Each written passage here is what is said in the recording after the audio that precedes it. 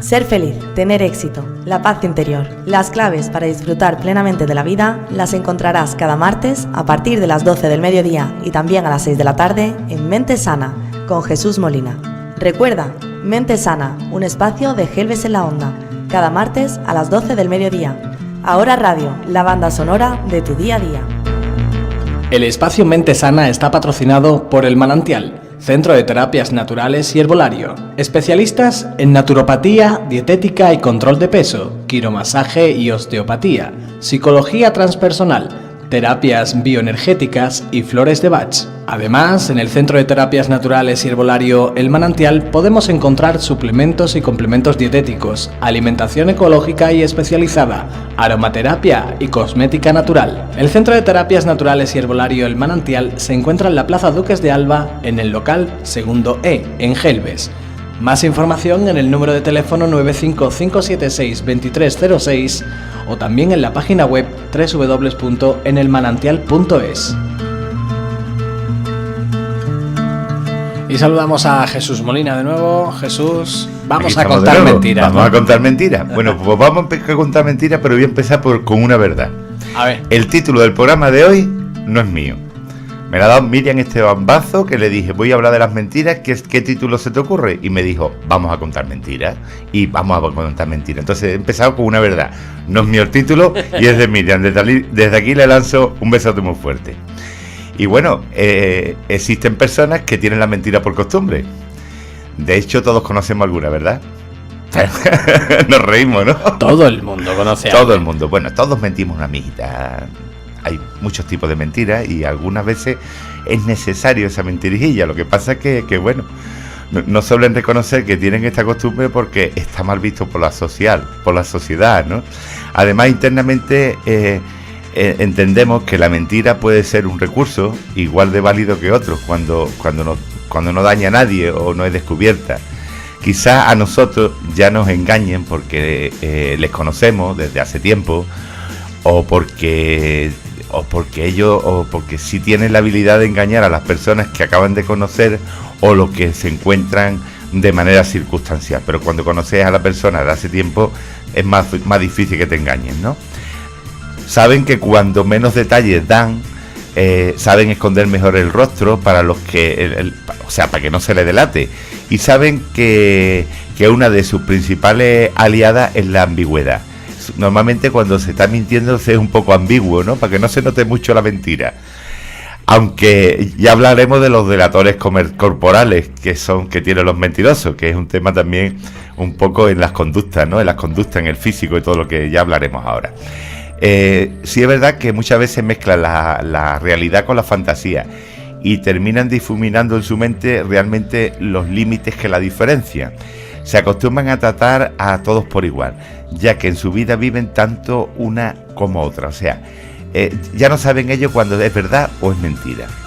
De mentira piadosa a mentira compulsiva. Desde que somos pequeños nos han dicho que si mentimos nos crecerá la nariz como a Pinocho. Bueno, lo de Pinocho tiene su explicación. Uno de los rastros que me voy a adelantar a los rastros que da el cuerpo humano es que se nos pone a veces la nariz colorada. Esto no quiere decir que se nos ponga, y de ahí seguramente vendrá algo de lo de Pinocho, ¿no? No es extraño, bueno, y por supuesto que era un pecado, ¿no? Eso es un pecado y bueno, uno de los pecados que hay.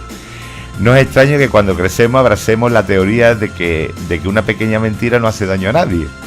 Hay personas que llegan a sobrepasar los límites y que podríamos considerar los límites normales, ¿no? Se convierten en mentirosos sin control. Lamentablemente, en la mayoría de los casos, y lo peor de todo, es que si intentamos ayudarles nos rechazan o harán su mentira aún más grande. Hay mentiras patológicas.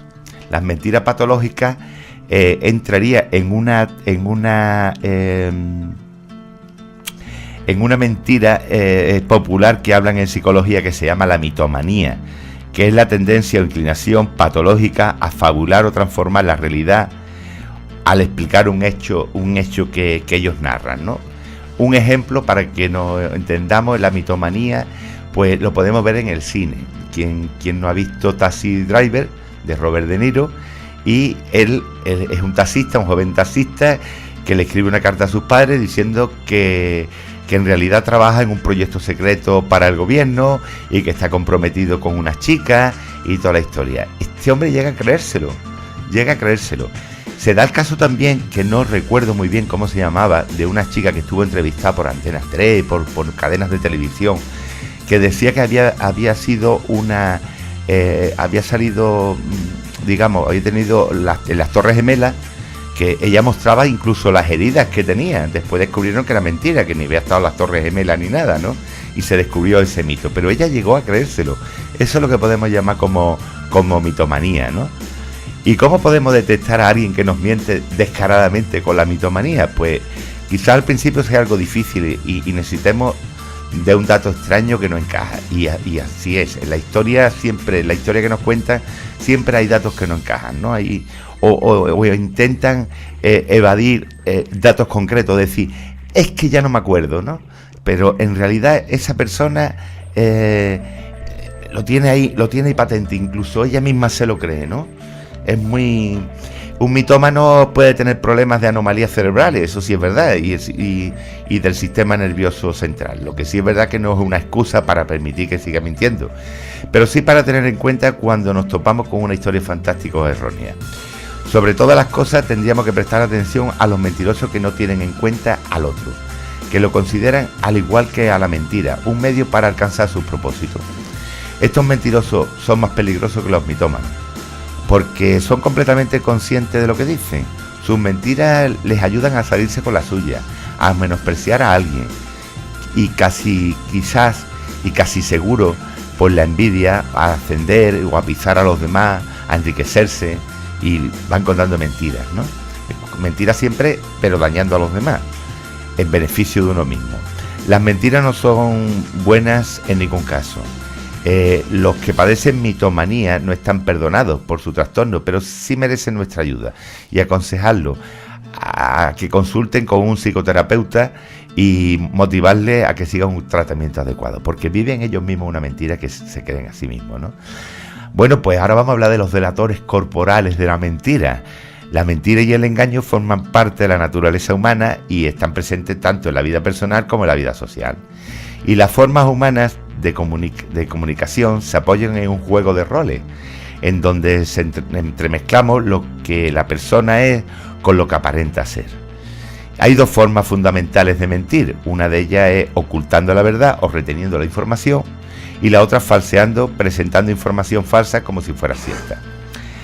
Las ventajas de la ocultación pueden ser desde conseguir un propósito hasta la manipulación de alguien. El engaño a los demás casi siempre tiene sus raíces en el engaño a uno mismo. Y los indicadores corporales de la mentira, pues en la psicología de la comunicación nos dice que a través de señales podemos conocer sus sentimientos y esas actitudes. Por ejemplo, la forma en la que tu cuerpo delata que estás mintiendo.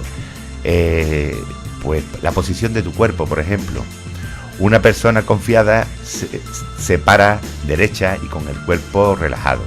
Cuando mentimos tendemos a tratarnos de vernos más pequeños, lo más pequeños posible, por lo que tendemos a poner nuestro cuerpo en una posición que determina delatando. ¿Qué pasa? Que como nuestra conciencia no está tranquila, nos hacemos pequeñitos, ¿no? Y si pudiéramos como pulgarcitos, mejor, ¿no? En el lenguaje, por ejemplo, es distante y cambia en la forma de hablar. Al mentir sobre algo, lo más común es tratar de que no nos involucre, y por lo tanto la historia se cuenta desde casi una narrativa de tercera persona, poniendo énfasis en los otros para removernos de la mentira, ¿no? Además solemos entregar más detalle de lo necesario. Eso también es verdad. Cuando mientes, quieres montarte una historia tan grande que da más detalles de lo que realmente es, ¿no? Asimismo, tu forma de hablar cambia el tono, la velocidad o la forma en que lo expresas. Esas formas de hablar tan poco naturales separan a una mentira de una verdad, y es una forma en que te delatas a ti mismo sin darte cuenta de lo que haces. La expresión facial. Mentir requiere que tu cerebro aumente su actividad, y eso viene acompañado de pequeñas señales en las expresiones de tu rostro, que no te das ni cuenta. Estos cambios pueden ir desde un parpadeo, mover la nariz, morderse el labio, las mejillas coloradas, Bueno, no es necesario que sean extremadamente notorios, pero alguien con experiencia en encontrar mentirosos se da cuenta. Los movimientos de tus manos, pues a menos que sea una persona que jamás te hayas puesto nerviosa, la mayoría de los que mienten tienden a realizar movimientos involuntarios con sus manos al hablar, para esconder esos nervios que son capaces de transformar una cosa que no es consciente. Juntar las manos, rascarlas, frotarlas, mover los dedos, etcétera. Si notas que eso te pasa, lo mejor es tener un libro o algún objeto que mantenga que tus manos estén ocupadas, si no se te nota que estás mintiendo, ¿no? La falta o exceso de contacto visual, porque hemos dicho que nuestros ojos parpadean, pero hay otro tipo de mentira también, de mentiroso, que cuando te están contando una mentira o tú le estás preguntando por algo, se quedan fijamente mirándote, que ni parpadean siquiera para decirte que lo que te están diciendo es verdad. Mentira también. Me estoy acordando de una novela, bueno, si acaso me la contaré al final, que una obra de teatro que hice cuando niño con mis primos y tal, que si acaso lo contaré después, del detector de mentiras, ¿sabes? Puede ser que tengas la mentira perfecta, pero tu cerebro sabe que estás en un acto peligroso y tiende a querer removerte de alguna manera. Una de las formas clásicas de detectar a un mentiroso es por su mirada, eso está clarísimo. Al mentir, la gente tiende a evitar ese contacto visual. Lo que sí es verdad que otros te miran fijamente y están ahí porque saben que tú lo estás mirando a los ojos, y como saben que eso de evitar contacto visual lo saben ya mucha gente, pues lo evitan de esta manera y se delatan, porque el cuerpo, quiero o no, es el reflejo de lo que estamos pensando. Hay personas que controlan hasta el detector de mentiras, que ni sudan, ni se mueven, ni que son quizás los que se crean su propia mentira, o que tienen un poder sobre sí mismo de serenidad y de seguridad, que bueno, o sea que si parpadeamos mucho, dejamos de parpadear y ponemos, son un poquito mentirosos. Bueno, todas las mentiras tienen sus correlaciones fisiológicas. Hay 3 razones principales por las que la conducta no verbal puede revelar el engaño. Mentir provoca estrés, miedo y esfuerzo, que se traducen en expresiones y gestos observables, ni más ni menos. El intento excesivo de controlar la información produce actuaciones artificiales con poca emoción, pocos gestos y movimientos, que revelan una incongruencia entre el lenguaje verbal y el no verbal. Y los procesos cognitivos superiores que acompañan al acto de mentir llevan a conductas no verbales involuntarias. Aunque sí es verdad que deben de valorarse un conjunto. Tampoco debe buscarse la mentira como si de una inevitable realidad se tratara, ¿no? Puesto que pueden cometerse errores al valorar la simulación y el engaño. O sea, nosotros muchas veces podemos pensar que esa persona nos está mintiendo porque está parpadeando, a lo mejor tiene un tic nervioso, ¿no? Como el que tenía el guiño en el ojo y le decía, pero es de verdad, de mentir, y se tuvo que sujetar los ojos para no parpadear, ¿sabes? Para decir que era verdad, ¿no? Ni los mentirosos más experimentados tienen capacidades de controlar indefinidamente su inconsciente. Eso es vital, vamos, que porque acabará delatándolo. Cuando la mente duda, tiembla la mano. Lo mismo pasa con el lenguaje corporal. Cuando nos sentimos amenazados, el cuerpo empieza a hablar también. Sí es verdad que es más fácil engañar a la gente que convencerlos de que han sido engañados, ¿eh? Eso también. Mentiras que nos gusta creer. Porque también hay mentiras que nos gusta creer. Pues las mentiras no dejan de tener un punto atractivo seductor algunas veces. Mientras que muchas verdades golpean con una crudeza que desilusiona, con otras muchas mentiras ocurre todo lo contrario, ilusionan. La palabra ilusión tiene que ver mucho con el engaño e incluso la motivación. No todas las mentiras tienen esas características, pero muchas de ellas sí. Son esas mentiras que nos contamos o nos cuentan y en las que nos gustan creer porque encajan mejor con nuestros deseos. El que dice una mentira no sabe qué tarea ha asumido, porque estará obligado a inventar 20 más para sostener la certeza de esa mentira. Esto es de Alexander Pope. Y Adolf Hitler dijo que cuanto más grande sea la mentira, más gente la creerá. Fíjate toda la gente que engañó.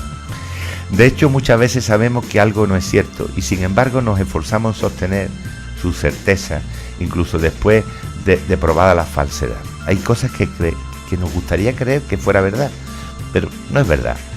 Bueno, pues un inventario así de las mentiras que podemos... Una de las mentiras más clásicas es: si explotas de ira sentirás alivio. Esto de que dice qué bien te sienta eso de cuando estás irritado gritar y todo eso. Bueno, vamos a tener en cuenta que si gritamos a alguien ya estamos perjudicando a otra persona. O por ejemplo eso de hacer añicos un plato contra la pared, ¿no? Que dicen, pues eso alivia un montón. Bueno, después te cuesta el bolsillo, que tienes que comprar plato y recogerlo. Esto es absolutamente falso. Esto no alivia. Lo único que hace es liberar ese estrés que tiene, pero por supuesto no alivia. Esto quiere decir que si no aprende a controlar los enfados, cada vez será más propenso a sentirlo. Una autoestima saludable nos asegura el éxito. Bueno, esto es relativo, ¿no? No porque nosotros estemos contentos con nosotros mismos y nos veamos bien, vamos a tener el éxito seguro. De hecho, hay personas, personajes históricos que tenían una estima muy baja y llegaron al éxito, que no es necesario, ¿no? Otra de las mentiras que nos ponemos mucho, y sobre todo en la adolescencia o ya un poquito, ¿era o no era el amor de mi vida? Y también es falso. Que haya un amor que encaje por completo y que por eso mismo sea el de la vida. Sí, es verdad que podemos estar enamorados de una persona y encajar muchísimas cosas, pero siempre hay algo que no encaja. Todo no puede ser perfecto. Cada elección supone una serie de renuncias. Si eliges una profesión, estás dejando de lado muchos otros oficios que quizás también podrías tener talento. Si eliges una pareja para siempre, estás renunciando a muchas otras personas con las que quizás habrías sido también feliz, o incluso más feliz que con la persona que elegiste. No se sabe. Un amor podrá cubrir lo que no cubre otro, pero a su vez también dejará al descubierto otras partes que el anterior amor sí cubría. Lo que sí es verdad que tú pones una balanza, ¿no? Y dices, con esta persona estoy muy a gusto. Pero eso de que es el amor de tu vida, pues bueno, es un poquito... También otro de las mentiras estas es que puedes lograr todo aquello que te propongas. Hombre, la ley de la atracción está muy bien, pero si tú no pones el esfuerzo, eso es otra mentira también. Todo tiene una razón de ser.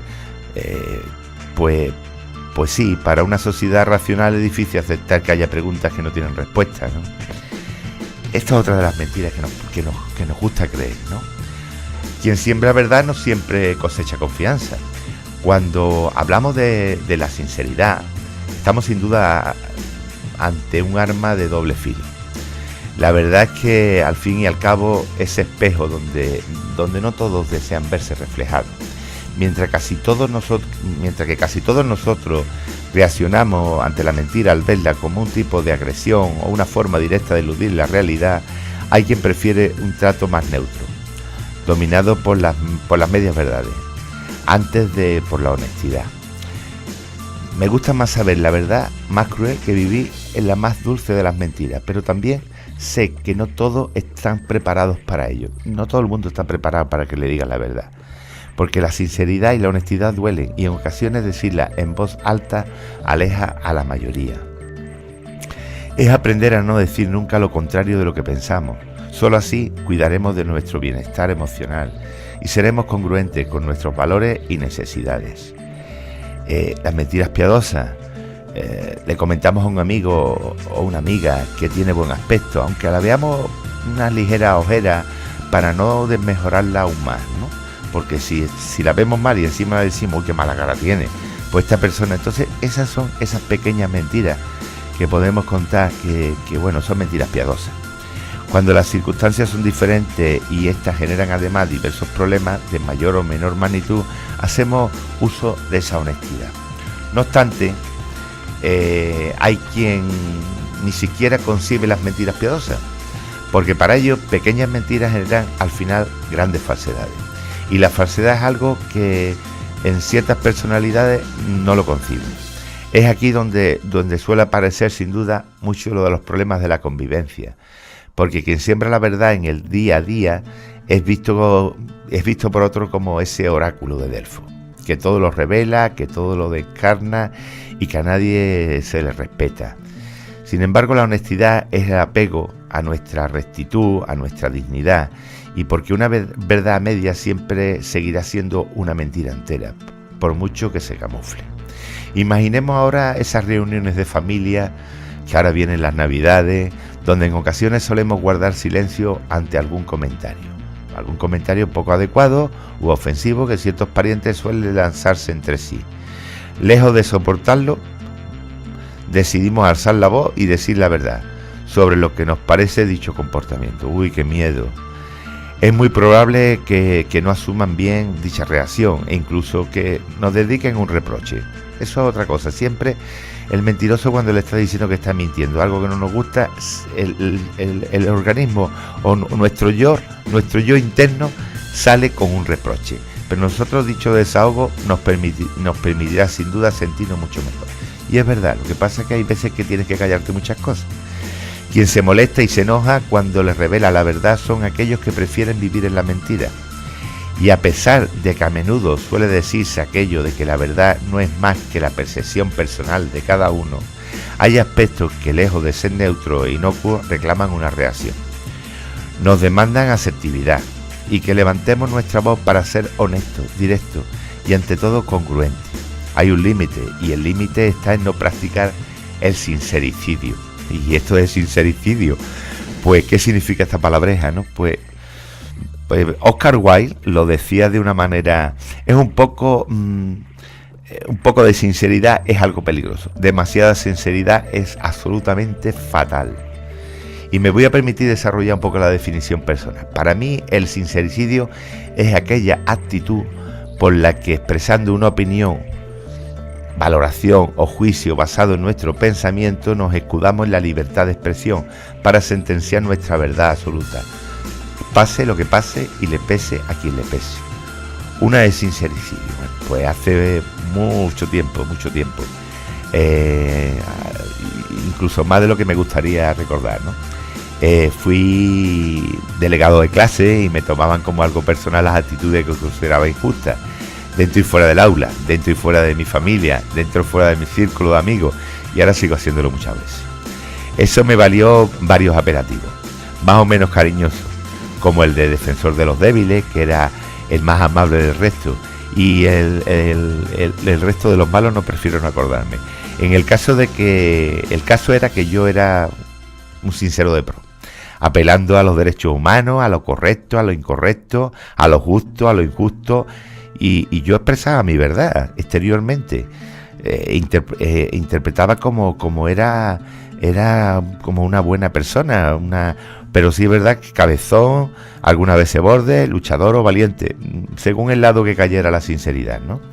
Y interiormente yo tenía la convicción absoluta de que había que remover la porquería para abonar la verdad, que crecería gracias a las personas que pensaban como yo. Y aunque hablo en pasado, esa actitud la mantengo algunas veces, aunque me vaya costando algún disgusto. Así me enfrenté a muchos porque no decían lo que yo éticamente hubiera hecho o defendido, la igualdad y el reparto de las tareas entre hombres y mujeres. Trabajé duro para hacerme un hueco en esa jungla de la hipocresía y la mentira. Y muchas veces los que somos comerciales, hemos sido comerciales, pues tenías que aguantar muchas cositas, y en este grupo que no podías contar realmente, no porque mintieras, sino porque te tenías que callar lo que sentías.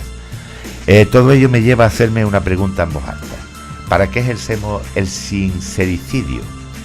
Pues en el fondo el sincericidio surge de un estado de intolerancia. Estoy harto de, o de un ya no soporto más, ¿no? Y era como una especie de repulsa. El perfil del sincericida, pues un sincericida es una persona, hombre o mujer, de cualquier edad, que siente que el mundo puede ser la madre, el padre, la pareja, un amigo, se trata injustamente y se siente sometido a que esto no sea así y que la gente lo reconozca. Suelen ser personas con unas normas internas. Esto con el tiempo se va arreglando. Y bueno, hay que reparar ese ego dañado profundamente para entender que la verdad es personal e intransferible. Y dentro del budismo, la verdad se concibe como una forma de iluminación. Su marco teórico es realmente útil porque lo que se busca es ante todo cultivar la sinceridad en el día a día como forma de sabiduría compartida. Asumir las verdades es parte de esa aceptación personal. La verdad debe de poderse dirigir y aceptar para más tarde generar un cambio y un conocimiento. Si nos limitamos a maquillarla, no generamos nada. Si la encubrimos, lo único que hacemos es alimentar aún más esa mentira. Así pues, es necesario ofrecer la verdad a los demás en su lado menos agresivo o cruel, sin llegar al sincericidio. Por ello, las formas son importantes. No es lo mismo, por ejemplo, he dejado de quererte, que no sé cómo llegué a enamorarme de ti, ¿no? El autoengaño, cuando nos engañamos nosotros mismos, ¿no? Lo cierto es que quien no se ha contado una mentira a sí mismo, quizás todavía es demasiado pronto para que te des cuenta si reflexionas sobre ello. La mentira, Nietzsche, la mentira más común es aquella con la que un hombre se engaña a sí mismo. Engañar a los demás es un defecto relativamente sano. El engaño, eso decía Nietzsche, el engaño como compañero de vida. Existen esas clases de mentiras que son capaces de sostenernos durante un tiempo, incluso toda la vida. Son mentiras elaboradas para esquivar la realidad y tienen como refugio la inconsciencia. Dostoyevsky escribía en Memorias del subsuelo: todo ser humano tiene algunos recuerdos que solo contaría a sus mejores amigos. También podemos decir que todo ser humano tiene preocupaciones que ni siquiera contaría a sus mejores amigos, sino tan solo a sí mismo, y aún así lo haría en el mayor de los secretos. Pero además existen cosas que uno mismo ni siquiera se atreve a contarse a sí mismo. Nadie está libre del autoengaño, teniendo en cuenta que las personas tenemos una gran capacidad para crear creencias sesgadas en todos los ámbitos de nuestra vida. Somos víctimas de nuestras propias trampas para sobrevivir a nuestro día a día. Mentiras para esquivar la realidad, mentiras que nos sostienen y que en ocasiones son las esposas o los grilletes que nos atan a determinadas situaciones, sin que nos demos cuenta. Son las culpables de que muchas veces tengamos la sensación de que hagamos lo que hagamos, no avanzamos.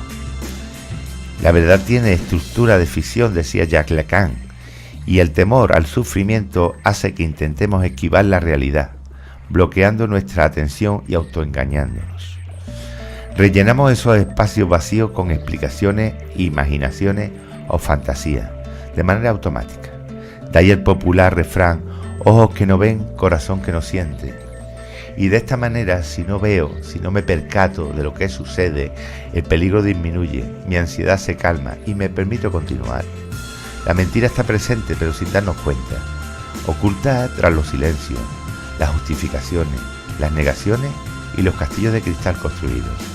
El autoengaño también puede generarse para llegar a cumplir nuestras propias expectativas o la de los demás, también por el simple hecho de no querer ver lo que nos sucede o sentir lo que sentimos como una manera de justificarnos. El autoengaño es una importante defensa que tenemos ante las amenazas de peligro, que se erige como una armadura que nos protege de esas experiencias que nos resultan difíciles de asimilar, una coraza del carácter, como el caballero de la armadura oxidada, o como Wilhelm Reich lo llamaba, un escudo tras el cual se encuentra el yo, que utiliza para protegerse de la ansiedad en su tránsito por el mundo, que a veces es caracterizado como hostil. Así, cuanto mejor nos engañamos a nosotros mismos, mejor engañaremos a los demás, pues la mejor manera de esconder un engaño profundamente es no siendo consciente de él. Así como Daniel Goleman afirma en su libro El punto ciego, el primer paso necesario para despertar del autoengaño consiste en darnos cuenta de la forma peculiar en la que estamos dormidos. No despiertes al esclavo porque quizás esté soñando que es libre, pero el sabio dirá: despierta al esclavo, especialmente si sueña con la libertad. Despiértelo y hágale ver que es un esclavo. Solo mediante esa conciencia podría liberarse.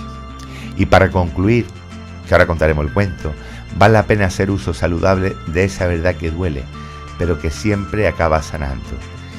Y Jesús de Nazaret decía: y conoceréis la verdad, y la verdad os hará libre. Y ahora vamos a pasar al cuento. Venga. Y si me da tiempo, tengo un escrito también de Elsa Punce, pero me parece que no me da tiempo. Lo colgaré en YouTube. Lo colgaré en YouTube y en el Facebook. Es un escrito que habla sobre las mentiras interesadas. Es de Elsa Punset. Ya lo colgaré. Bueno, pues hoy vamos a hablar, ya que el cuento es sobre la mentira de George Washington y el cerezo. La anécdota de la tala del cerezo es muy famosa en los Estados Unidos. Se publicó por primera vez en 1806. En la quinta edición de la imaginativa biografía de Washington, redactada por Mason Luke Wayne. O sea, fíjate tú todo lo que tiene de trascendencia esta mentira. Cuando George Washington era niño, vivía en una granja de Virginia. Su padre le enseñó a cabalgar y solía llevar al joven George por la granja para que su hija aprendiera a cuidar de los campos, los caballos y las reses. El señor Washington había plantado un huerto de árboles frutales. Había manzanas, perales, ciruelos, cerezos.